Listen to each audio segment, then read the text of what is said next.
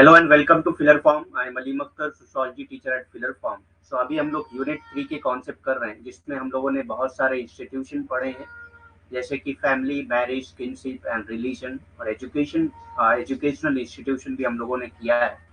आज और भी कुछ इंस्टीट्यूशन के बारे में हम लोग पढ़ेंगे, यानी कि यूनिट 3 के ही कॉन्सेप्ट आज भी हम लोग करेंगे। 2 मिनट वेट करते हैं, सारे लोग ज्वाइन कर लें, उसके बाद स्टार्ट करते हैं।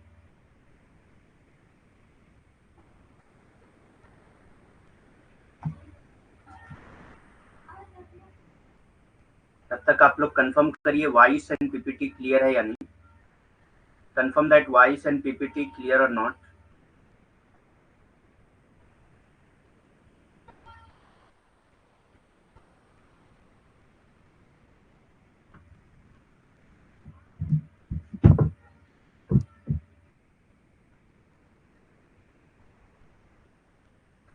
Good afternoon. ठीक है, क्लियर है वॉइस एंड पीपीटी।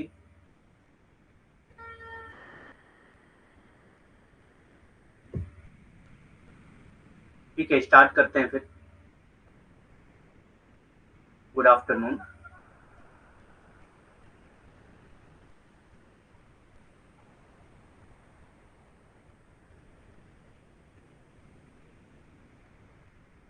जिन्होंने अभी तक ज्वाइन नहीं किया है फिलर फॉर्म, उनके लिए अनाउंसमेंट है कि मेरा रेफरल कोड यूज कर सकते हैं, जो कि है अलीम10, जिसको यूज करने पे आपको एक्स्ट्रा 10% का डिस्काउंट मिल जाएगा।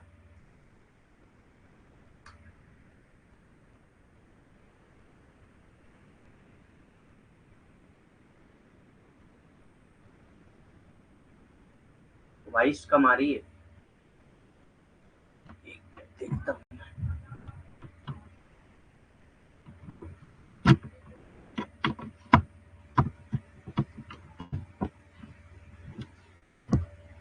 अब आ रही है वॉइस क्लियर?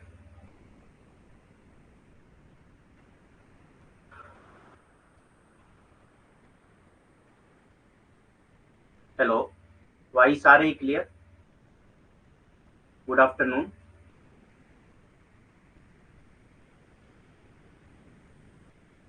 ठीक है, स्टार्ट करते हैं। तो जिन्होंने अभी तक फिलर फॉर्म ज्वाइन नहीं किया है और यूजीसी नेट जेआरएफ की तैयारी करना चाह रहे हैं, तो वो मेरा रेफरल कोड यूज कर सकते हैं और फिलर फॉर्म ज्वाइन कर सकते हैं इस रेफरल कोड के जरिए, जिनसे उनको एक्स्ट्रा 10% का डिस्काउंट मिल जाएगा। यानी कि जितने भी कोर्सेज हैं फिलर फॉर्म के, अगर कोई भी कोर्स आप बाई करना चाहते हैं तो ये रेफरल कोड यूज कर सकते हैं अलीम10, जिसको यूज करने पे आपको एक्स्ट्रा 10% का डिस्काउंट मिल जाएगा।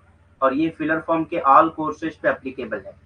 तो ना सिर्फ सोशियोलॉजी, बल्कि किसी भी कोर्स को अगर आप बाई करना चाहते हैं, आपके फ्रेंड्स एंड रिलेटिव में जो भी बाई करना चाहते हैं, आप उनको ये रेफरल कोड दे सकते हैं। और हमारी जो डेली क्लासेस होती हैं वो 8 पीएम पे होती हैं, 3 पीएम पे होती हैं। 8 पीएम पे इनकेस अगर क्लास नहीं हो पाती तो 8 पीएम पे होती है। डेली क्लासेस हमारी 3 पीएम पे होती हैं। इनकेस अगर 3 पीएम पे कोई क्लास नहीं हो पाती है तो 8 पीएम पे होती है। ठीक। सो अब स्टार्ट करते हैं। हम लोग बहुत सारे इंस्टीट्यूशन हम लोगों ने यूनिट 3 में कंप्लीट किए हैं, जैसे कि फैमिली, मैरिज, किनशिप और रिलीजन, एजुकेशन। ये सारे इंस्टीट्यूशन आज हम लोग, कल तक हम लोगों ने कंप्लीट किए हैं। आज हम लोग एक नया इंस्टीट्यूशन स्टार्ट करेंगे, जो कि है लॉ। ठीक, लॉ यानी कि कानून। Law is explicitly and deliberately made by the definite power of the state। ये जो है स्टेट के पावर के जरिए लॉ को बनाया जाता है। ठीक, कानून स्पष्ट रूप से और जानबूझकर, ठीक, स्पष्ट रूप से और जानबूझकर जो भी स्टेट बनाता है वो जानबूझकर ही बनाता है। राज की निश्चित शक्ति द्वारा बनाया जाता है, यानी कि राज जो है, राज के पास ये शक्ति होती है कि वो कोई भी कानून बना सकता है, और उसी के पास ये अधिकार होता है कि कोई भी कानून वो स्पष्ट रूप से और जानबूझकर भी बना सकता है। ठीक, तो ये लॉ है। लॉ में बहुत ज्यादा क्वेश्चन आपके नहीं पूछे जाते हैं, कस्टम से क्वेश्चन आते हैं। लॉ का हम लोगों ने कार्ल मार्क्स की बहुत सारे कोट्स पढ़े हैं लॉ से रिलेटेड, तो आप पेपर 1 में जो भी हम लोगों ने यूनिट 1 में जो भी कार्ल मार्क्स के बारे में पढ़ा है, उसमें आप देख लीजिए लॉ के बारे में, वहां पे दिया हुआ है। ठीक, नेक्स्ट देखते हैं कस्टम्स क्या होते हैं।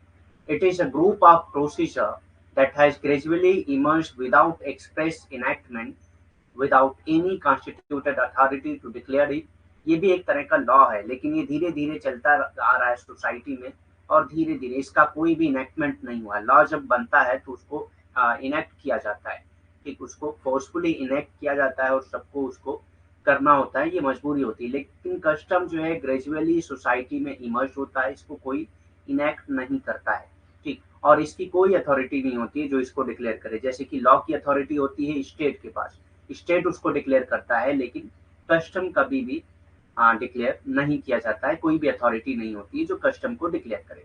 To apply it and to safeguard it, मतलब किसी के कोई अथॉरिटी नहीं होती है कि इसको डिक्लेयर करे कस्टम को, यानी कि लॉ को बनाए, जैसे कि लॉ को बनाया जाता है, ठीक ऐसे कस्टम को बनाए, ऐसी कोई अथॉरिटी नहीं है। कस्टम को अप्लाई करे, ऐसी भी कोई अथॉरिटी नहीं है। और कस्टम का सेफगार्ड करे, ऐसी भी कोई अथॉरिटी नहीं है। जैसे लॉ के लिए जो है स्टेट के पास अथॉरिटी होती है कि वो डिक्लेयर करे, फिर एग्जीक्यूटिव बॉडी के पास अथॉरिटी होती है कि वो उसको अप्लाई करे, फिर जो एग्जीक्यूटिव बॉडी में ही जो पोलिसिंग सिस्टम होता है वो इसकी सेफगार्ड के लिए हेल्प करता है, ठीक। लेकिन कस्टम में ऐसा कुछ भी नहीं होता है। Custom emerges spontaneously without any guide और डायरेक्शन। कस्टम जो है अचानक खुद ही इमर्ज हो जाता है, बगैर किसी गाइड के, बगैर किसी डायरेक्शन के, ठीक। प्रथा, प्रथा क्या है? एक समूह है जो धीरे धीरे अस्पष्ट अधिनियम के बिना किसी गठित प्राधिकरण के इसे घोषित करने के लिए उभरा है, ठीक है। यानी कि इसको बगैर घोषित किए, बगैर किसी गठन के ये अपने आप धीरे धीरे उभरता है। प्रथा जो है एक ऐसा अधिनियम है जो धीरे धीरे उभरता रहता है, अपने आप गठित होता है बिना किसी प्राधिकरण के। किसी के पास ऐसा प्राधिकरण नहीं होता है जो उसको घोषित करे, ठीक, या लागू करे या इसकी रक्षा करे। ऐसा प्राधिकरण किसी के पास नहीं होता है, जैसे कि कानून के मामले में होता है, ठीक। प्रथा बिना किसी गाइड या दिशा के अनायास उभर आता है। प्रथा जो है ये, इसमें कोई भी गाइड की जरूरत नहीं होती है, कोई भी दिशा की जरूरत नहीं होती है, बल्कि ये अपने आप उभरता चला जाता है। प्रथा क्या है? धीरे धीरे ग्रेजुअली सोसाइटी में, समाज में बनती जाती है और लोग उसको फॉलो करते हैं अपने आप, ठीक है। इसमें किसी की जरूरत नहीं होती है कि उसको जबरदस्ती फॉलो कराया जाए। A law is a legal statute, ठीक। अब लॉ और कस्टम में क्या डिफरेंस है, यही हम लोग देखेंगे। A law is a legal statute indicating what is allowed and what is not allowed. Law आपको बताता है, एक लीगल स्टैट्यू है जो आपको ये बताता है कि क्या चीज अलाउ है, क्या चीज नहीं अलाउ, क्या चीज आप कर सकते हैं और क्या चीज नहीं कर सकते हैं, ये लॉ आपको बताता है, ठीक। And there is usually some legal government prescribe penalty, और उससे रिलेटेड कुछ पेनाल्टी होती है। अगर आप लॉ को तोड़ते हैं, लॉ का नहीं मानते हैं लॉ को, यानी कि उसके खिलाफ जाते हैं, तो बहुत सारी प्रेस्क्राइब पेनाल्टी होती हैं जो आपको भरना पड़ता है अगर आप लॉ को ब्रेक करते हैं तो, ठीक। A custom is just a tradition, लेकिन कस्टम क्या है? एक ट्रेडिशन है। ये जो है आपको ये नहीं बताता है, ये अगर आप तोड़ते हैं तो आपको इसमें कोई भी प्रेस्क्राइब पेनाल्टी नहीं होती है, ठीक। एक कानूनी मूर्ति है जो इंगित करता है कि क्या अनुमति है और क्या अनुमति नहीं है। यानी कि कानून आपको बताता है कि आप क्या कर सकते हैं, क्या करने की आपके पास अनुमति है और क्या करने की आपके पास अनुमति नहीं है। और आमतौर पर कानून को तोड़ने के लिए कुछ कानूनी सरकार निर्धारित दंड होते हैं। यानी कि अगर आप कानून तोड़ते हैं तो सरकार के द्वारा निर्धारित कुछ दंड होते हैं कि वो कानून तोड़ने पे आपको वो दंड दिया जा सकता है। लेकिन जो रीति रिवाज होती हैं, जो प्रथाएं होती हैं, उसमें ऐसा नहीं होता। ये सिर्फ एक परंपरा होती है, ठीक। ये क्या है? सिर्फ एक परंपरा होती है। For example, it's legal to drive over the speed limit because illegal to drive over the speed limit because there is a law saying you aren't allowed to it. आप ओवर स्पीड नहीं कर सकते, अपनी गाड़ी को over speed drive नहीं कर सकते, क्योंकि लॉ जो है कह रहा है कि आप ये करने के लिए आपको अलाउ नहीं है, ठीक। लॉ जो है आपको ये परमिशन नहीं देता है कि आप ओवर स्पीड ड्राइव करें, और अगर आप ओवर स्पीड ड्राइव करते हैं तो इसकी पेनल्टी आपको पे करना पड़ेगा। You can receive a traffic ticket, यानी कि जो आपको चालान मिलता है, एंड बी रिक्वायर्ड टू पे अ फाइन और गो टू कोर्ट, या तो आप फाइन दीजिए या कोर्ट जाइए, ठीक। इस तरह का आपका चालान हो जाता है। तो अगर आप ओवर स्पीड करते हैं तो यानी कि आप लॉ के खिलाफ जा रहे हैं, तो उसकी एक पेनल्टी मौजूद है, यानी कि आपकी जो पेनाल्टी होती है, जैसे ओवर स्पीड की अगर 1000 है तो या तो आप 1000 पे करिए या कोर्ट में जाइए। ठीक, तो ये सारे प्रोसीजर से आपको गुजरना पड़ता है। ठीक, उदाहरण के लिए गति सीमा से अधिक ड्राइव करना, यानी कि गति सीमा से तेज रफ्तार में गाड़ी चलाना अवैध है, क्योंकि कानून कहता है कि आपको इसकी अनुमति नहीं है, क्योंकि कानून कहता है कि ये अवैध है कि आप गति सीमा से अधिक रफ्तार में गाड़ी चलाएं। ठीक, आप एक यातायात टिकट प्राप्त कर सकते हैं, यानी कि हो सकता है कि अगर आप जो है गति सीमा से अधिक ड्राइव करते हैं तो आपको एक यातायात टिकट यानी कि यातायात चालान मिल सकता है, जिसका जुर्माना आपको भरना पड़ेगा, या तो अदालत जाने की आवश्यकता भी हो सकती है। अगर आप जुर्माना नहीं भरते हैं तो हो सकता है कि आपको अदालत में भी जाना पड़ जाए। ठीक, it's a custom to go to church, लेकिन क्या है वहीं पे दूसरी तरफ रोजाना चर्च में जाना, सोमवार को मंदिर जाना, मंगलवार को मंदिर जाना, या डेली 5 टाइम मस्जिद जाना, ये सब क्या है? कस्टम है। तो सोमवार को यानी कि संडे को चर्च में जाना, सोमवार को, मंगलवार को, या जो भी दिन फिक्स होता है, हर किसी का अलग अलग होता है, मंदिर जाना। ठीक, डेली 5 टाइम मस्जिद जाना, ये सब क्या है? एक तरह का कस्टम है। अगर आप नहीं जाते हैं तो कोई भी आपको पेनल्टी इसमें नहीं मिलती है, कोई भी सजा नहीं मिलती है आपको। ठीक, for more Protestant religion but there is no legal penalty for not going to church on Sunday, यानी कि अगर आप नहीं भी जाते हैं मंदिर, मस्जिद या चर्च तो इसमें कोई भी लीगल पेनाल्टी नहीं मिलती है। हाँ, रिलीजन में ये माना जाता है कि बाद में आपको इन सब पापों की सजा मिलेगी, लेकिन फिलहाल यहाँ पे कोई लीगल पेनाल्टी नहीं आपको पे करना होता है।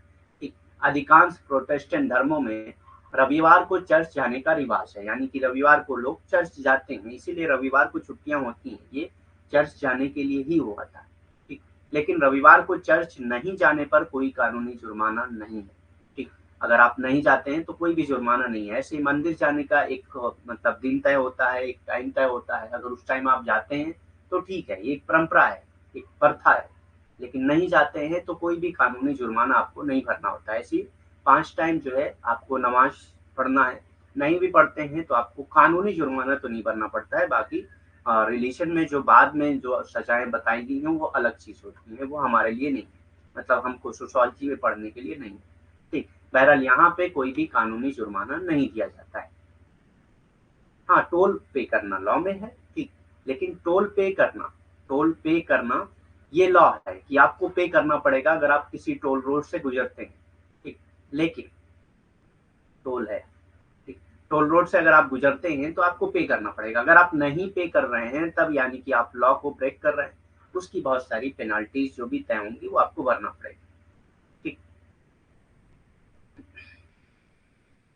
जैसे ट्रेन टिकट लेना जो है ये क्या है? लॉ है, नहीं लेंगे तो पेनाल्टी भरना पड़ेगा। According to Marx and Engels, Marx और एंजल के अनुसार क्या है कानून? Law is considered to be the tool of ruling class. तो मार्क्स एंड एंजल मानते हैं कि ये रूलिंग क्लास यानी कि जो कैपिटलिस्ट क्लास है, जिनके पास ओनरशिप ऑफ प्रोडक्शन है, वो जो क्लास है, जो रूलिंग क्लास है, वो एक तरह का औजार बनाया उन्होंने लॉ को। ये कहते हैं लॉ उनके लिए एक तरह का औजार है, एक तरह का टूल है टू मेंटेन इट्स पावर, अपनी पावर को बनाए रखने के लिए ओवर द रूलिंग क्लास, यानी कि जो जिनके ऊपर रूल किया जाता है, रूलर क्लास होगा ये। ठीक है, law is the tool of the ruler class to maintain its power over the ruling class, यानी कि अपनी पावर बनाए रखने के लिए इन लोगों ने, कैपिटलिस्ट ने या जो रूलर क्लास है, उन्होंने लॉ को बनाया है। ठीक, नहीं, एग्जाम्पल देके क्वेश्चन नहीं पूछे जाते हैं, एग्जाम्पल इसलिए बताए जाते हैं ताकि आपको उसमें अच्छी तरीके से समझ में आ जाए। हाँ, इस तरह का लॉ और कस्टम में एक एग्जाम्पल आपसे पूछा जा सकता है। ठीक, हाँ हो सकता है, इसमें एग्जाम्पल हो सकता है कि over speed drive,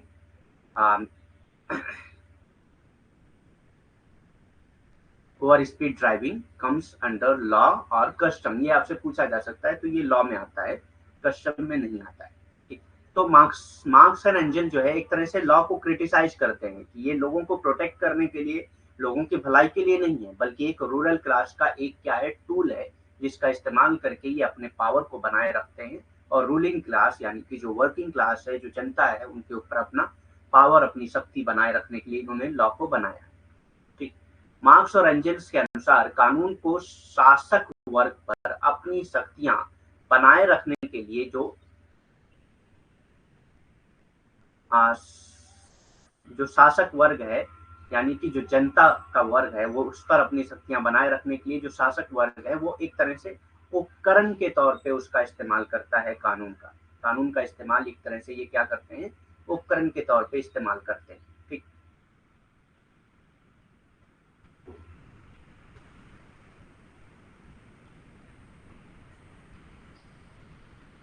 docking saw the law as a key to understanding society। Docking देखते हैं लॉ को कि सोसाइटी को समझने के लिए लॉ को आप देख सकते हैं। सोसाइटी को समझने के लिए एक की के तौर पे उन्होंने देखा है डॉकिंग को कि अगर आपको सोसाइटी को समझना है तो लॉ को समझना सबसे पहले जरूरी होगा। Given its role in underwriting social solidarity, but at the other time ये कहते हैं कि सोशल सॉलिडरिटी को मेंटेन करने में लॉ जो है अपना रोल अदा करता है। But at other time he saw the law as only one of several defining institution। Law ही जो है बहुत सारे इंस्टीट्यूशन को डिफाइन करता है। ठीक, तो एक तरह से ये लॉ को सपोर्ट करते हैं। ठीक, क्योंकि मार्क्स और डकिन जो है वो क्या थे, फंक्शनलिस्ट थे, कार्यात्मकतावादी थे। डकिन ने कानून को समाज को समझने की कुंजी के रूप में देखा है। यानी कि कहते हैं कि अगर समाज को समझना है तो आपको कानून को समझना सबसे पहले जरूरी होगा। सामाजिक एकजुटता को रेखांकित करने में इसकी भूमिका को देखते हैं। ये कहते हैं कि ये जो है सामाजिक एकजुटता को रेखांकित करता है, यानी कि सामाजिक एकजुटता को बनाए रखने में मदद करता है। ठीक, लेकिन अन्य समय पे उन्होंने ये भी कहा कि कानून को कई परिभाषित संस्थानों में से केवल एक के रूप में देखा गया है। ठीक, बहुत से जो परिभाषित संस्थान हैं उनमें से एक लॉ भी है। ठीक, सोशल डिफरेंसेस, यहाँ तक लॉ एंड कस्टम्स को हम लोग कंप्लीट कर चुके हैं। अब देखते हैं सोशल डिफरेंसेस क्या होते हैं, सामाजिक भेद क्या होते हैं। ठीक, social differences refers to situations where people are discriminated on the basis of social, economic and or racial inequality। social differences क्या है, एक तरह का ऐसा डिफरेंसेस है, ऐसी सिचुएशन है जहाँ पे लोग जो है लोगों को डिस्क्रिमिनेट किया जाता है, लोगों के साथ भेदभाव किया जाता है। किसके बेसिस पे, सोशल बेसिस पे, इकोनॉमिक बेसिस पे एंड रेशियल इनइक्वालिटी के बेसिस पे, यानी कि रेशियल बेसिस पे, इन सब चीजों के बेस पे उनके साथ डिस्क्रिमिनेशन होता है। इसी डिस्क्रिमिनेशन को हम लोग कहते हैं सोशल डिफरेंसेस। ठीक, सामाजिक भेद किसको कहा जाता है, सामाजिक मतभेद उन स्थितियों को संदर्भित करते हैं जहां सामाजिक, आर्थिक और नस्लीय अपमान असमानता के आधार पर लोगों के साथ भेदभाव किया जाता है। यानी कि सामाजिक मतभेद ऐसी स्थिति है जहां पे लोगों के साथ सामाजिक, आर्थिक और नस्लीय असमानता के आधार पर उनके साथ भेदभाव किया जाता है। इसी भेदभाव को हम लोग सामाजिक भेद या सामाजिक मतभेद कहते हैं। ठीक, in other words one class group और culture is given preferences over another. ठीक, तो ये कहते हैं कि एक क्लास ग्रुप को दूसरे क्लास ग्रुप के ऊपर, दूसरे क्लास के दूसरे कल्चर के ऊपर जो है एक तरह का प्रेफरेंस दिया जाता है over another on the basis of their social, economic, cultural and racial inequality. यानी कि एक ग्रुप को अच्छा माना जाता है और एक ग्रुप को खराब माना जाता है, चाहे वो सोशल बेसिस पे माना जाता हो, चाहे इकोनॉमिक बेसिस पे, चाहे कल्चरल बेसिस पे या रेशियल इनइक्वालिटी के बेस पे। दूसरे शब्दों में अगर कहें तो एक वर्ग, समूह या संस्कृति को उनकी सामाजिक, आर्थिक, सांस्कृतिक या नस्लीय असमानता के आधार पर एक दूसरे से वरीयता दी जाती है, यानी कि एक दूसरे से बढ़ावा दिया जाता है। किसी को बड़ा माना जाता है, किसी को अच्छा माना जाता है, किसी को खराब माना जाता है। किसी की संस्कृति को अच्छा मान लिया जाता है, किसी की संस्कृति को खराब मान लिया जाता है। किसी की आर्थिक स्थिति अच्छी है तो उसको अच्छा माना जाता है, नहीं अच्छी है तो नहीं अच्छा माना जाता है। नस्लीय असमानता के आधार पर, सामाजिक असमानता के आधार पर लोगों के साथ एक तरह का भेदभाव किया जाता है। इसी को हम लोग सामाजिक मतभेद कहते हैं, सोशल डिफरेंसेस कहते हैं। ठीक, उसके बाद आता है हायरार्की। हायरार्की क्या है, एक तरह का सामाजिक मतभेद कह सकते हैं आप। ठीक, hierarchy in the social sciences are ranking of position of authority. यानी कि अथॉरिटी की पोजीशन को अगर आप रैंक करते हैं कि कौन पहले नंबर पे होगा, कौन दूसरे नंबर पे होगा, कौन तीसरे नंबर पे होगा, इसी को कहते हैं hierarchy. Often associated with the chain of command and control. ये किससे जुड़ा होता है, कमांड एंड कंट्रोल से जुड़ा होता है। एक आदमी जो सबसे ऊपर है वो कमांड देगा या कंट्रोल करेगा लोगों को, उसके जो निचले लोग हैं उनको। ठीक, पदानुक्रम। पदानुक्रम क्या है, सामाजिक विज्ञान में सत्ता के पदों की रैंकिंग है। यानी कि जब आप किसी भी सत्ता के पद की रैंकिंग करते हैं कि कौन सा पद सबसे ऊंचा होगा, उससे नीचे कौन सा पद होगा, उससे नीचे कौन सा पद होगा, और ये ज्यादातर जो है आदेश और नियंत्रण की श्रृंखला से जुड़ी हुई होती है। यानी कि इसमें जो है कुछ लोग होते हैं जो ऊपर होते हैं, जो उच्च स्तर पर होते हैं, वो आदेश देते हैं और लोगों को नियंत्रित करते हैं। ऐसे ही जो उससे निचले का लोग होता है उसको वो आदेश देगा। ऐसे मतलब सब अपने से छोटे लोगों को, अपने से निम्न स्तर के लोगों को आदेश और नियंत्रित करते हैं। इसी को हम लोग पदानुक्रम कहते हैं। ठीक। The term is derived from the Greek word hieros. ये एक ग्रीक वर्ड है हायरार्की, जहां से लिया गया है, हायरोस से। इसका मतलब होता है सैक्रेड, सैक्रेड यानी कि पवित्र। ठीक। एंड आर्चीन। ठीक। हायरार्की है ना पूरा। आर्चीन, आर्चीन क्या है? रूल और ऑर्डर। रूल मतलब रूल और ऑर्डर, आर्चीन मतलब रूल और order. In modern societies hierarchical organisation provide all aspect of life. यानी कि मॉडर्न सोसाइटी में जितने भी लाइफ के एस्पेक्ट से रिलेटेड जितने भी ऑर्गेनाइजेशन है, सब में हायरार्की हो चुकी है, सब में हायरार्कियल ऑर्गेनाइजेशन भी हुआ है। ठीक। ये शब्द ग्रीक शब्द हीरोस, जिसका मतलब होता है पवित्र, और अर्किन, जिसका मतलब होता है शासन या आदेश, से लिया गया है। आधुनिक समाज में पदानुक्रमित संगठन जीवन के सभी पहलुओं में से व्याप्त है। यानी कि हमारे जीवन के जितने भी पहलू हैं, उससे रिलेटेड जितने भी संगठन पाए जाते हैं, वो सारे संगठन पदानुक्रमित संगठन हो चुके हैं। ठीक। यानी कि सारे संगठन में पदानुक्रम हो चुका है। हाँ, अभी एग्जाम्पल दे रहे हैं उसका। Yet they were increasingly criticized in the early 21st century because the feature that made them an effective means of organization were deemed problematic. ठीक। फिर भी 21वीं सदी की शुरुआत में उनकी तेजी से आलोचना की गई, क्योंकि जिन विशेषताओं ने इन्हें संगठन या एक प्रभावी साधन बनाया, उन्हें समस्याग्रस्त माना गया। तो ये थोड़ा मुझे लग रहा है कि स्लाइड मिस हुई है। ठीक। तो हायरार्की का एग्जांपल आपने पूछा है कि हायरार्की का एग्जांपल क्या होगा। जैसे एक ब्यूरोक्रेट्स में जो हायरार्कियल सिस्टम होता है, आपने पढ़ा होगा, आपने देखा होगा। ठीक। ब्यूरोक्रेट्स में जो हायरार्कियल सिस्टम होता है, सबसे ऊपर क्या होगा? कैबिनेट मिनिस्टर होता है। ठीक। सबसे ऊपर जो है कैबिनेट सेक्रेटरी होता है, मिनिस्टर नहीं, कैबिनेट सेक्रेटरी होता है। उससे नीचे जो है डीएम हो सकता है, यानी मतलब मुझे क्लियर नहीं पता है, लेकिन एक हायरार्की को समझाने के लिए मैं बता रहा हूँ। ठीक है। डीएम हो सकता है, फिर एडीएम होता है, फिर एसडीएम होता है। तो इस तरह से हम लोग सबको हायरार्की में बांटेंगे। ठीक।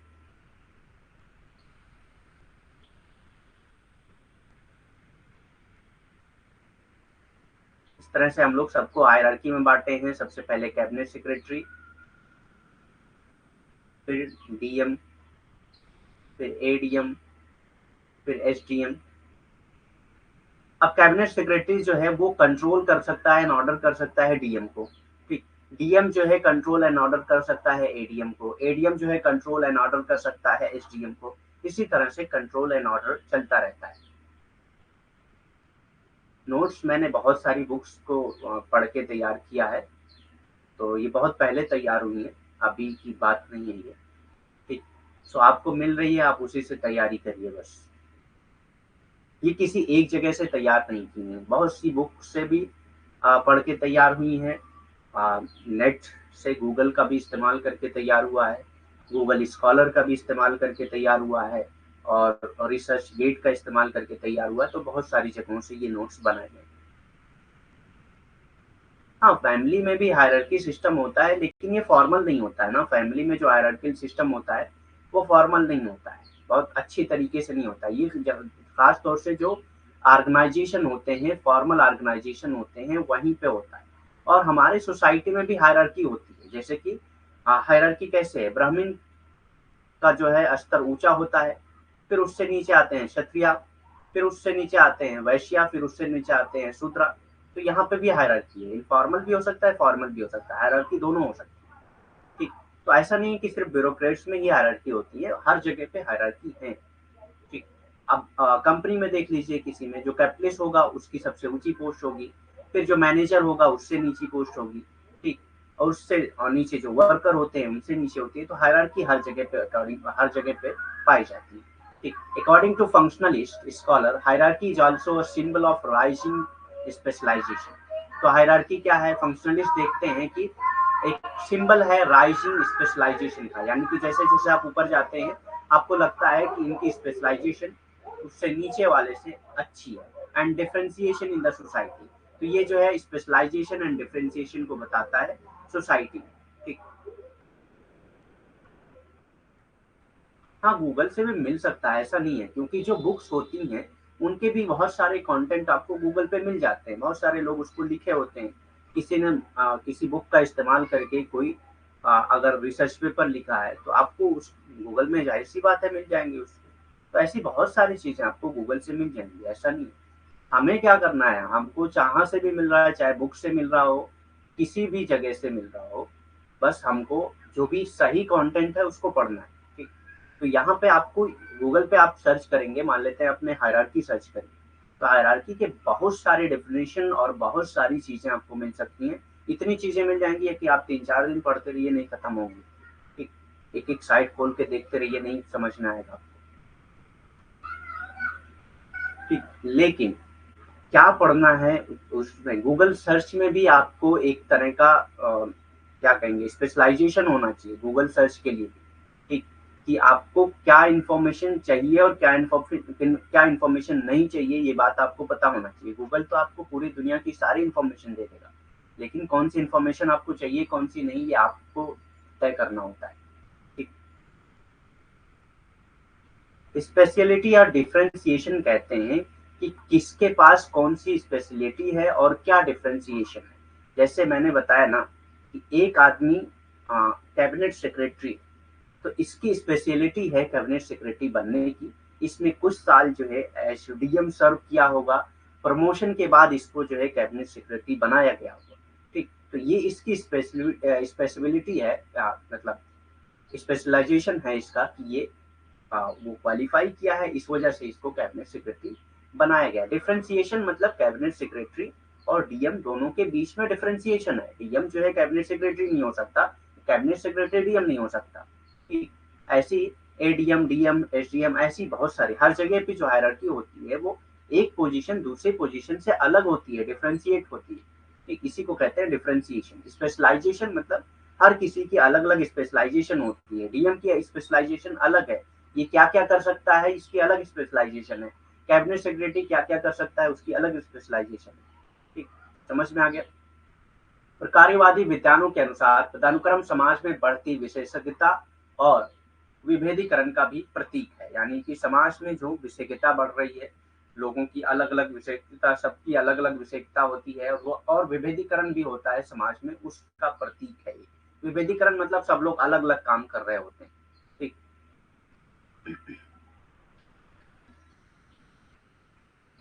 हाँ, डकिंग से साइन, ये मतलब हायरार्की से क्वेश्चन आते हैं, ऐसा नहीं है। डकिंग से बहुत सारे क्वेश्चन आते हैं। आप क्वेश्चन अगर उठा के क्वेश्चन पेपर देखिए तो हमेशा क्वेश्चन जो है डकिंग से 2-3 क्वेश्चन हमेशा पूछा गया है।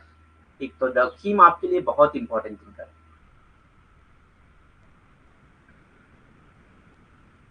ठीक।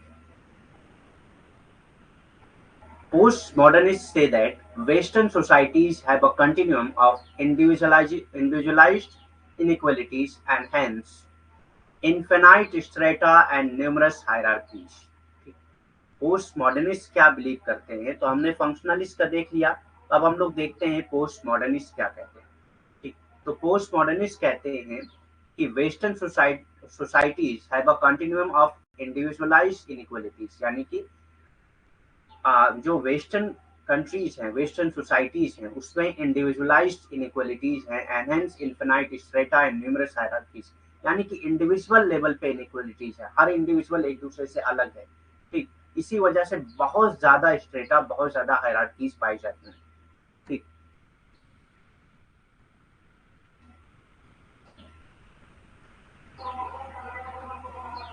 हाँ, हो जाएगा, ऐसा नहीं है। ठीक है। कोई भी बुक रहेगी तो उसमें बहुत डिटेल में बताया जाता है। ठीक।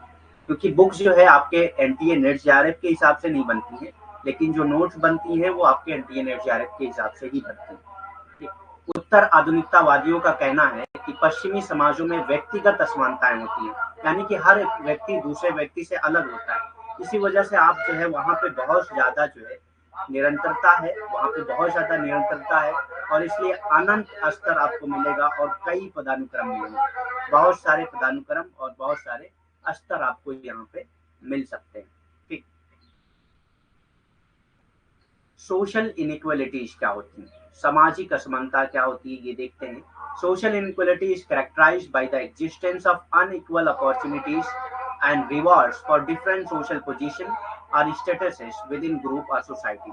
यानी कि हर ग्रुप में, हर सोसाइटी में हर किसी की पोजीशन अलग अलग होती है, हर किसी का स्टेटस अलग अलग होता है, और अलग अलग पोजीशन, अलग अलग स्टेटस के बेस पे अगर उनको अपॉर्चुनिटी दी जाती है, यानी कि अनइक्वल अपॉर्चुनिटी दी जाती है। किसी का स्टेटस हाई है तो उनको अपॉर्चुनिटी ज्यादा दी जाती है, किसी का स्टेटस लो है तो उनको अपॉर्चुनिटी कम दी जाती है। अपॉर्चुनिटी किसमें, जॉब्स में, एजुकेशन में, या बहुत सारी चीजें जो भी बेनिफिशियल होती हैं, उन सारी चीजों में अगर अपॉर्चुनिटी जो है अनइक्वल दी जाती है, रिवॉर्ड्स अनइक्वल दिए जाते हैं, तो इनको कहते हैं social inequality. Just a minute.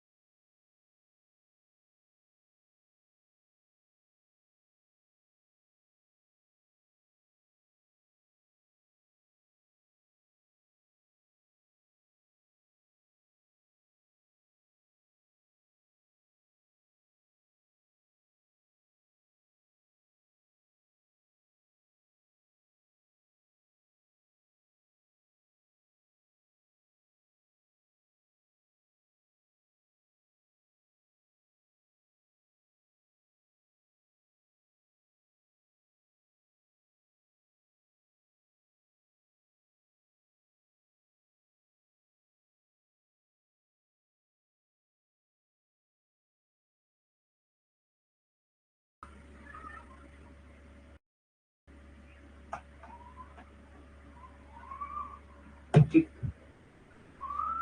तो सामाजिक असमानता क्या होती है?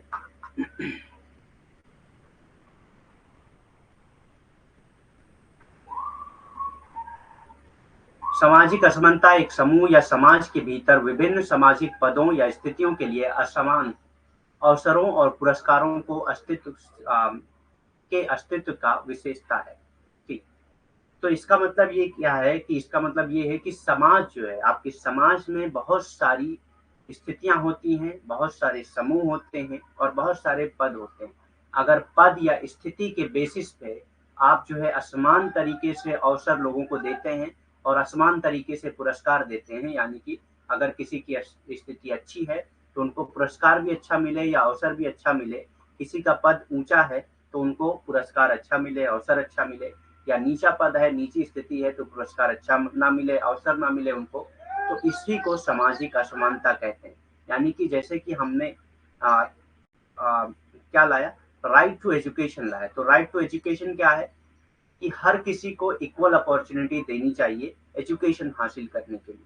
ठीक, तो अब ये नहीं है कि एजुकेशन सिर्फ कैपिटलिस्ट क्लास के लोग ही या मिडिल क्लास के लोग ही हासिल करेंगे, बल्कि अब लोअर क्लास भी हासिल कर सकते हैं, क्योंकि वो उनका राइट है। ठीक, तो ये एक तरह से सामाजिक असमानता को खत्म करने का एक तरीका है। तो आप अगर जॉब्स में, एजुकेशन में या एम्प्लॉयमेंट में, सारी चीजों में अगर आप जो है किसी भी तरह से एक तरह का लोग एक को अपॉर्चुनिटी देते हैं, दूसरे को नहीं देते हैं, इक्वल अपॉर्चुनिटी लोगों को नहीं देते हैं, या इक्वल तरीके से रिवॉर्ड्स नहीं देते हैं, तो इसी को सोशल इनइक्वलिटी कहा जाता है, ये सामाजिक असमानता कहा जाता है। ठीक,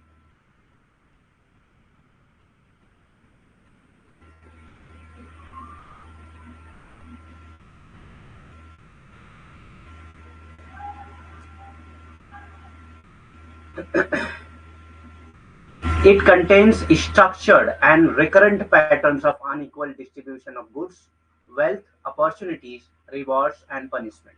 ठीक, अगर आप जो है पनिशमेंट जो है इक्वल तरीके से सबको नहीं देते हैं, अगर एक कैपिटलिस्ट में कोई, यानी कि अच्छी पोजीशन वाला कोई अगर लॉ ब्रेक करता है या कोई गलती करता है तो उसको जो पनिशमेंट मिल रही है वही एक वर्किंग क्लास का आदमी, एक बहुत गरीब आदमी अगर कोई गलती करता है तो दोनों की पनिशमेंट सेम होनी चाहिए। ठीक, दोनों की पनिशमेंट क्या है, सेम होनी चाहिए। गुड्स का डिस्ट्रीब्यूशन इक्वल तरीके से होना चाहिए, वेल्थ का डिस्ट्रीब्यूशन इक्वल तरीके से होना चाहिए, इक्वल अपॉर्चुनिटीज होनी चाहिए जॉब, एम्प्लॉयमेंट एंड एजुकेशन में, रिवॉर्ड्स जो है इक्वल दिया जाना चाहिए, ये सारी चीजें होनी चाहिए। अगर ऐसा नहीं होता है तो इसी को कहा जाता है सोशल इनइक्वालिटी। ठीक,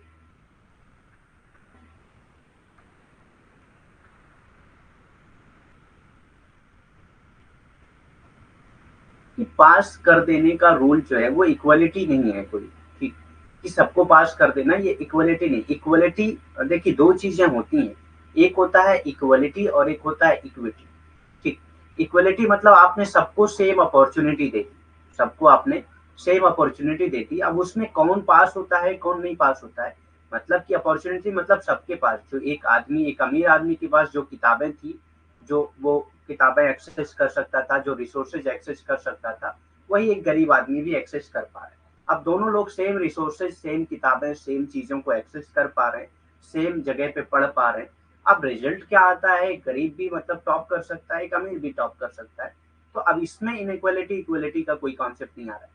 सिर्फ ये जब आप रिसोर्सेज की बात करते हैं, अपॉर्चुनिटीज की बात करते हैं, तब यहाँ पे इक्वलिटी इनइक्वलिटी देखा जाता है, रिजल्ट में नहीं। आपने किसी को फेल कर दिया, किसी को पास कर दिया, ये इनइक्वलिटी नहीं है। किसी को फेल आपने इस बेसिस पे किया ना कि उसने कुछ लिखा ही नहीं था।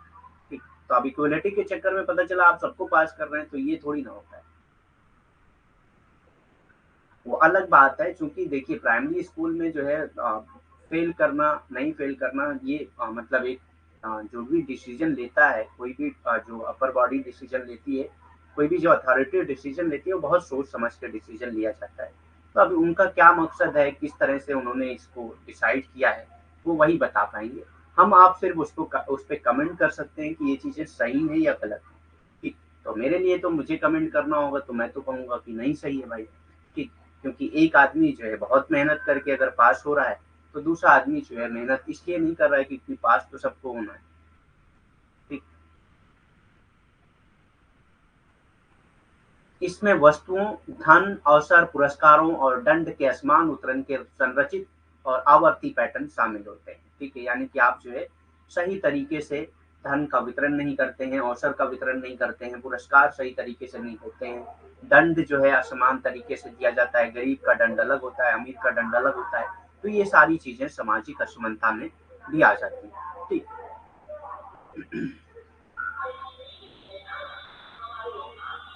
there are five system or types of social inequality। Social inequality के 5 सिस्टम एंड टाइप्स पाए जाते हैं। सामाजिक असमानता की 5 प्रणालियां या प्रकार होते हैं। अब वो देखते हैं कौन कौन से होते हैं। तो सबसे पहले आता है वेल्थ इनइक्वालिटी। वेल्थ इनइक्वालिटी क्या है, जब आप जो है लोगों को डिस्ट्रीब्यूशन ऑफ वेल्थ जो है सही तरीके से नहीं हो, इक्वल तरीके से नहीं हो, तो उसको वेल्थ इनइक्वालिटी कहते हैं। ट्रीटमेंट एंड रिस्पॉन्सिबिलिटी इनइक्वालिटी, यानी कि रिस्पॉन्सिबिलिटी और ट्रीटमेंट सही तरीके से, इक्वल तरीके से सबको नहीं दिए जा रहे हैं। पॉलिटिकल इनइक्वालिटी, पॉलिटिकल अपॉर्चुनिटी सबको एक साथ इक्वल नहीं मिल पा रही है।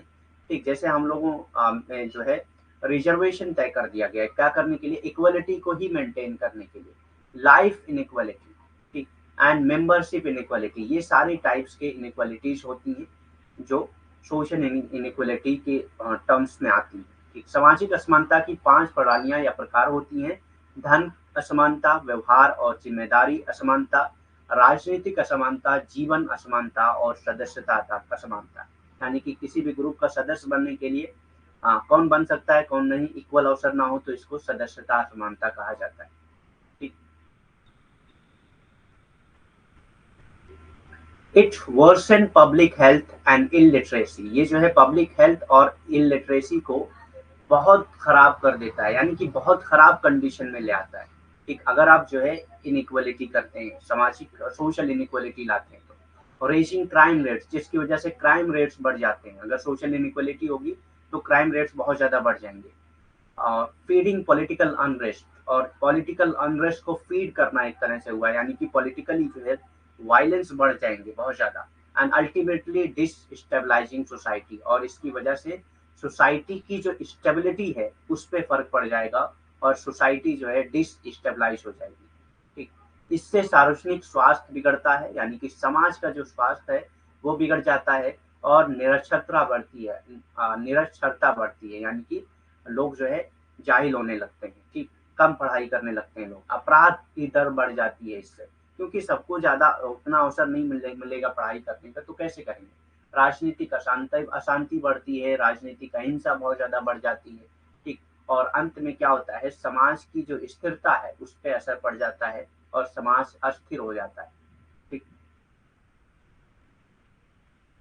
additionally, society's citizens develop pessimism and lose trust in both the government and one another।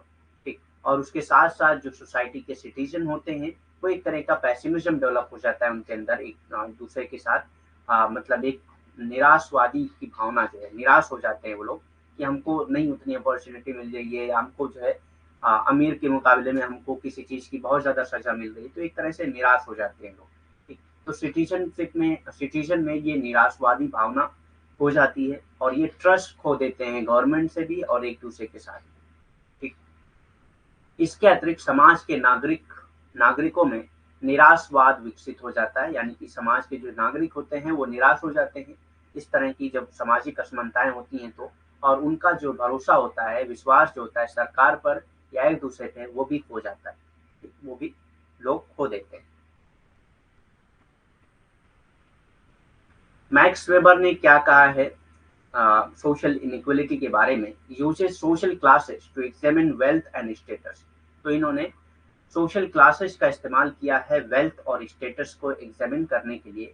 For him social class is strongly associated with Prestige and privileges. ये कहते हैं कि जो सोशल क्लास है वो हमेशा प्रेस्टीज एंड प्रिविलेजेस से ही जुड़ा होता है। एक सोशल क्लास जो है वो हमेशा प्रेस्टीज और प्रिविलेजेस से ही जुड़ा होता है, यानी कि लोगों को इक्वल अपॉर्चुनिटी नहीं मिल रही, किसी को प्रिविलेज दिया जा रहा है। ठीक, मैक्स वेबर कहते हैं कि धन और स्थिति की जांच के लिए सामाजिक वर्गों का उपयोग करते हैं और उनके लिए सामाजिक वर्ग प्रतिष्ठा और विशेषाधिकार से दृढ़ता से जुड़ा होता है। ये कहते हैं कि जो सामाजिक वर्ग है वो प्रतिष्ठा और विशेषाधिकार से जुड़ा होता है, यानी कि कुछ ना कुछ ऐसे लोग होते हैं जिनको विशेष अधिकार दिया जाता है, एक तरह से असमानताएं होती हैं। ठीक, it may explain social reproduction. It may explain social reproduction, the tendency of social classes to remain stable across generation, maintaining most of the inequalities as well।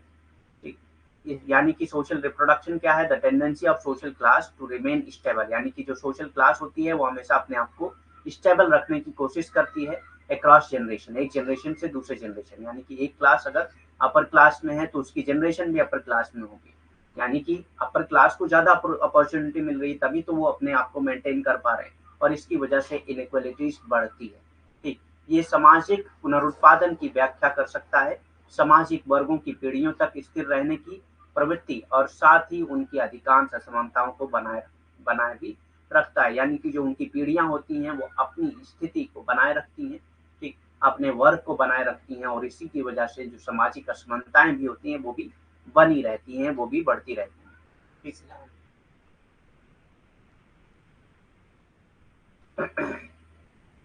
Next concept आता है इकोनॉमी का। इकोनॉमी यानी कि अर्थव्यवस्था। An institution that organizes the production, distribution and consumption of goods and services to individuals in a society। Economy क्या है, एक ऐसा इंस्टीट्यूशन है जो क्या करता है, ऑर्गेनाइज करता है, प्रोडक्ट करता है, प्रोडक्शन करता है, डिस्ट्रीब्यूशन करता है और कंजप्शन ऑफ गुड्स करता है। ठीक, and services to individual in a society, यानी कि इंडिविजुअल के लिए ये एक तरह का ऐसा इंस्टीट्यूशन है जो जितनी भी इकोनॉमी वाली चीजें होती हैं उसको ऑर्गेनाइज करता है, प्रोडक्शन करता है, डिस्ट्रीब्यूशन करता है और कंजप्शन, जो गुड्स का कंजप्शन होता है, ये सारी चीजें किसमें आ जाती हैं, इकोनॉमी में आ जाती हैं। ठीक, तो गुड्स का कंजप्शन, डिस्ट्रीब्यूशन, प्रोडक्शन, ऑर्गेनाइजेशन, ये सारा जो है कौन इंस्टीट्यूशन करता है, इकोनॉमिक इंस्टीट्यूशन करता है।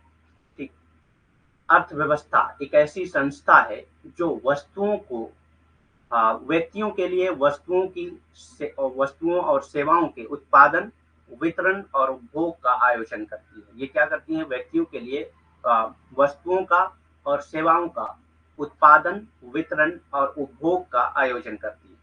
ठीक। टाइप्स ऑफ इकोनॉमी, अर्थव्यवस्था के प्रकार कौन कौन से होते हैं? तो सबसे पहले आता है इंडस्ट्रियलिज्म, उद्योगवाद। सबसे पहले आता है इंडस्ट्रियलिज्म यानी कि उद्योगवाद।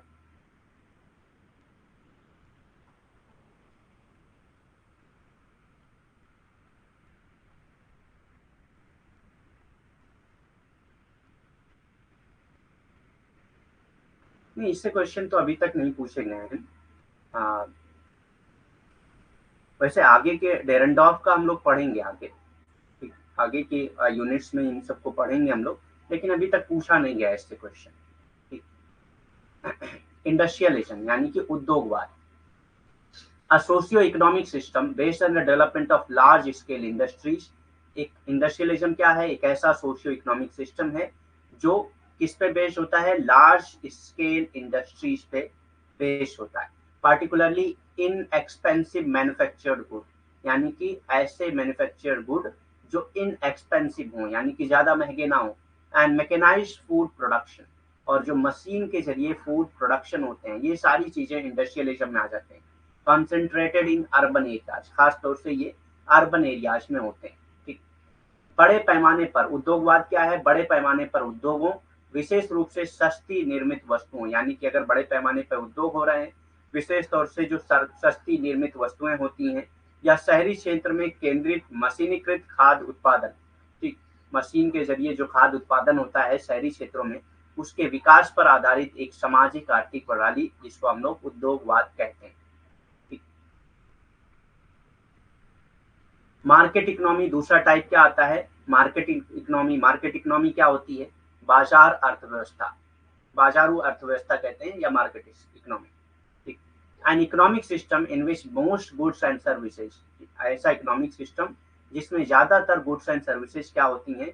Are voluntarily produce, voluntary produce किया जाता है, इसको डिस्ट्रीब्यूट किया जाता है, exchange by the forces of price, supply and demand. तो यहाँ पे फोर्स क्या होता है? Price, supply and demand. जितना सप्लाई होगी, जितना डिमांड होगी उतना सप्लाई होगी, और उसी हिसाब से उसका प्राइस तय किया जाता है। इसी को मार्केट इकोनॉमी कहा जाता है। ठीक। An economic system in which most goods and services, ज्यादातर गुड्स एंड सर्विसेज का जो प्रोडक्शन होता है वो वॉलंटरली होता है।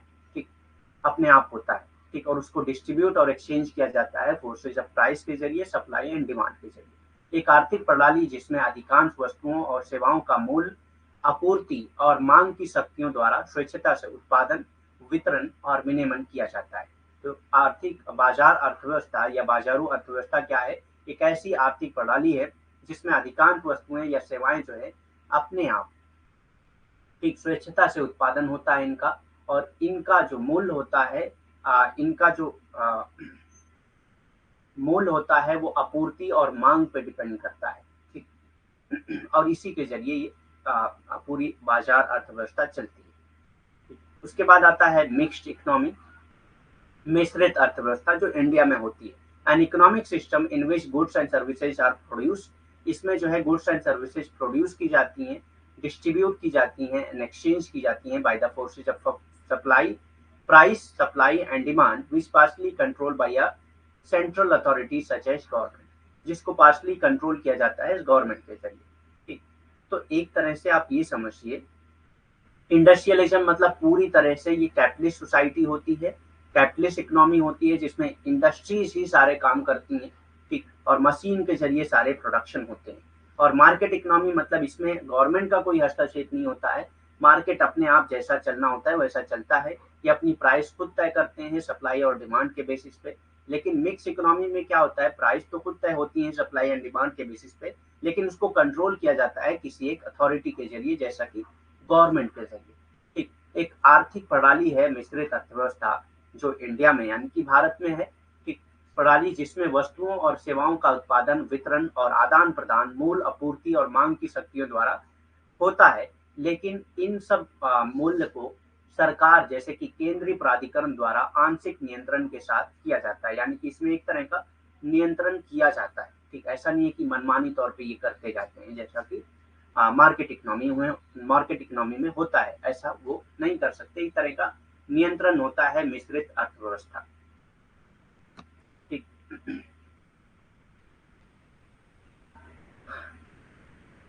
नेक्स्ट आता है state capitalism, N economic system in which the state control our own for the profit. यहाँ पे सारी जो इंडस्ट्रीज होती हैं, सारी जो मार्केट्स होती हैं, वो स्टेट के कंट्रोल में होती हैं, और जितने भी प्रॉफिट होते हैं वो स्टेट यानी कि सरकार को ही जाती है।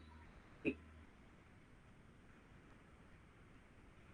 हाँ, फिक्स करते हैं सारी प्राइस को। ठीक। वीट्स एंड राइस के प्राइस फिक्स होते हैं, ऐसी बहुत सारी चीजों के प्राइस फिक्स होते हैं। ठीक। तो स्टेट कैपिटलिज्म एक ऐसा सिस्टम है जिसमें स्टेट के पास सारी ओनरशिप होती है, और जितने भी प्रॉफिट होते हैं वो स्टेट को मिलते हैं।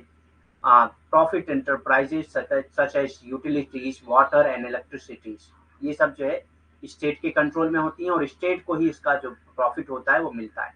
एंड ट्रांसपोर्टेशन जैसे कि बसेस एंड ट्रेन हैं, इन सब चीज़ों का जो प्रॉफिट है वो स्टेट को मिलता है। और actively support capitalism interest through market control. ठीक, तो ये जो है कैपिटलिस्ट को सपोर्ट करते हैं, कैपिटलिस्ट के इंटरेस्ट को सपोर्ट करते हैं मार्केट कंट्रोल के जरिए। ठीक। नहीं, मिक्स इकोनॉमी में अभी तक जो क्वेश्चन पूछे गए हैं वो बस इतने पूछे गए हैं कि इंडिया में कौन सी इकोनॉमी, बस, और कोई भी क्वेश्चन नहीं पूछा गया। राज पूंजीवाद, एक आर्थिक प्रणाली जिसमें राज उद्योग उपयोगिता, तो एक ऐसी आर्थिक प्रणाली जिसमें राज उपयोगिता जैसे कि पानी और बिजली और परिवहन जैसे कि बस और ट्रेन जैसे लाभकारी उद्यमों को नियंत्रित करता है या उनका स्वामित्व रखता है, या तो ये सरकार ही इसको नियंत्रित करती है या इसका स्वामित्व रखती है। ठीक, या तो स्वामित्व होगा, खुद ये ओनर होंगे, या उसको नियंत्रित किया जाता है, या बाजार नियंत्रण के माध्यम से सक्रिय रूप से पूंजीवादी हितों का समर्थन करते हैं। ठीक, या बाजार हितों के माध्यम से बाजार नियंत्रण के जरिए जो पूंजीवादी का हित होता है उनको ये समर्थन करते हैं। ठीक, इंडिया में मिक्स इकोनॉमी है। यस। नेक्स्ट आता है पॉलिटी, देखते हैं पॉलिटी। तो पॉलिटी हम लोग करते हैं, डिसेबिलिटी कल करेंगे। ठीक। Polity, a polity is a term for an identifiable political entity. तो ये क्या है, एक आइडेंटिफिएबल पॉलिटिकल एंटिटी है, defined as a group of people. Polity को कैसे डिफाइन किया जाता है, it is a group of people which collectively identity with a collective identity, जिनकी एक कलेक्टिव आइडेंटिटी होती है, जिनकी एक कलेक्टिव आइडेंटिटी होती है, यानी कि सबकी अलग आइडेंटिटी सेम होती है, सबकी पहचान सेम होती है। वो are organise by some form of institutionalise social relation, जो अपने आप को ऑर्गेनाइज करते हैं कुछ form of institutionalise social relation के जरिए, and have a capacity to mobilise resources, और इनके पास कैपेसिटी होती है रिसोर्सेज को मोबिलाइज करने की। यानी कि एक जैसे पॉलिटिकल पार्टी है, तो वो क्या है, एक ग्रुप है जिनकी आइडेंटिटी सेम होती है। एक पॉलिटिकल पार्टी के जितने लोग होंगे उनका फ्लैग भी सेम होगा, उनके हाथ में जो होगा, जो टोपी लगाए होंगे वो भी सेम होगा। ऐसी बहुत सारी पार्टियां होती हैं, उनके सिंबल्स भी सेम होंगे, ये सारी चीजें होती हैं। ये अपने आप को मोबिलाइज करने की ताकत रखते हैं और रिसोर्सेज को मोबिलाइज करने की ताकत रखते हैं। ठीक। राजनीति, राज व्यवस्था एक पहचान योग राजनीतिक इकाई के लिए एक शब्द है जिसे सामूहिक पहचान वाले लोगों, यानी कि एक जैसे पहचान रखने वाले लोग के समूह के रूप में परिभाषित किया गया है, और किसी प्रकार के संस्थागत सामाजिक संबंधों द्वारा संगठित होते हैं।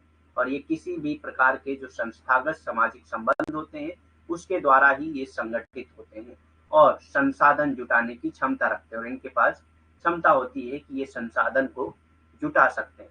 ठीक। तो आज के लिए इतना ही, थैंक यू वेरी मच। और भी कोई क्वेश्चन है तो कर सकते हैं। डिसेबिलिटी में बहुत सारी चीज़ें हैं, जैसे कि हम लोग देखेंगे डिसेबिलिटी में, डिसेबिलिटी की डेफिनेशन क्या है और लीगल डेफिनेशन क्या है, कॉन्स्टिट्यूशन में कौन सी डेफिनेशन बताई गई है, कितने टाइप्स की डिसेबिलिटीज होती हैं, लॉ कौन कौन से हैं डिसेबिलिटी से रिलेटेड, विकलांगता से रिलेटेड जो है कानून कौन कौन से हैं, राइट्स कौन कौन से हैं डिसेबिलिटी के। ठीक। हाँ, मिक्स इकोनॉमी है, किसी में तय करती है किसी में नहीं करती है। ठीक है, इसीलिए इसको मिक्स कहा जाता है। कितने टाइप की डिसेबिलिटीज बताई गई हैं सरकार के जरिए और मतलब कानून के जरिए। ठीक। क्या क्या फायदे होते हैं, ये सारी चीजें इसमें हम लोग कल पढ़ेंगे। उसके बाद आता है रेस, फिर इथनिसिटी। और कोई क्वेश्चन है तो आप कर सकते हैं, any question you can ask.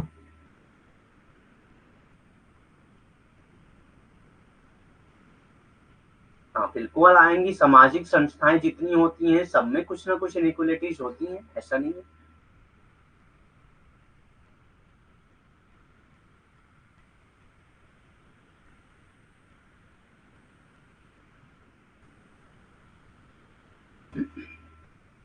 नहीं, उनके जरिए इनइक्वालिटीज की जाती हैं।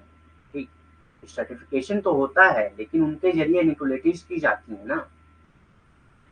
जैसे मान लेते हैं कोई एक संस्था है, मान लेते हैं ब्यूरोक्रेट्स हैं, ठीक, किसी भी ऑफिस में, गवर्नमेंट की ऑफिस में आप गए तो कोई अमीर आदमी जाता है, मान लेते हैं पुलिस थाने की बात करने, कोई अमीर आदमी जाता है तो उसके साथ ट्रीटमेंट अच्छा होता है, कोई गरीब आदमी जाता है तो उसके साथ उतना अच्छा ट्रीटमेंट नहीं होता है। ठीक, हाँ सब छोटे टॉपिक हैं अब इसमें, और बाकी यूनिट्स में भी सब ऐसे ही टॉपिक्स हैं, बहुत लेंदी लेंदी टॉपिक नहीं है। अब थोड़ा फास्ट चलेगा सिलेबस, क्योंकि आप बहुत ज़्यादा टाइम टेकिंग वाली चीज़ें नहीं हैं, जो चीज़ें थी वो हम लोग कर चुके हैं।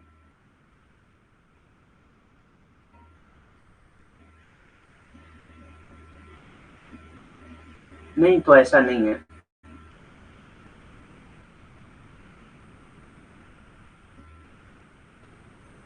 ओके ठीक है फिर लीव करते हैं, और भी अगर कोई क्वेश्चन नहीं है तो।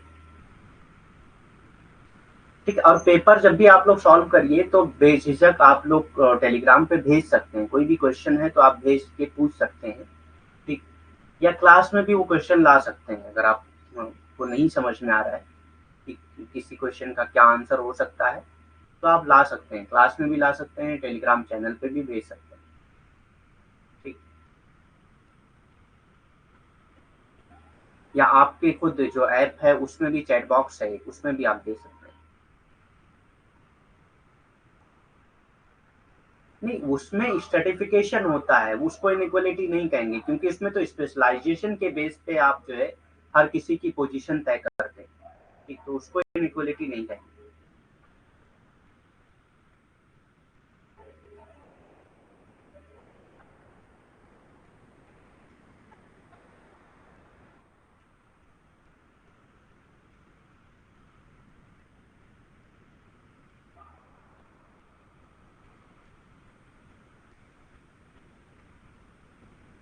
नहीं, आज क्लास नहीं होगी 8 बजे।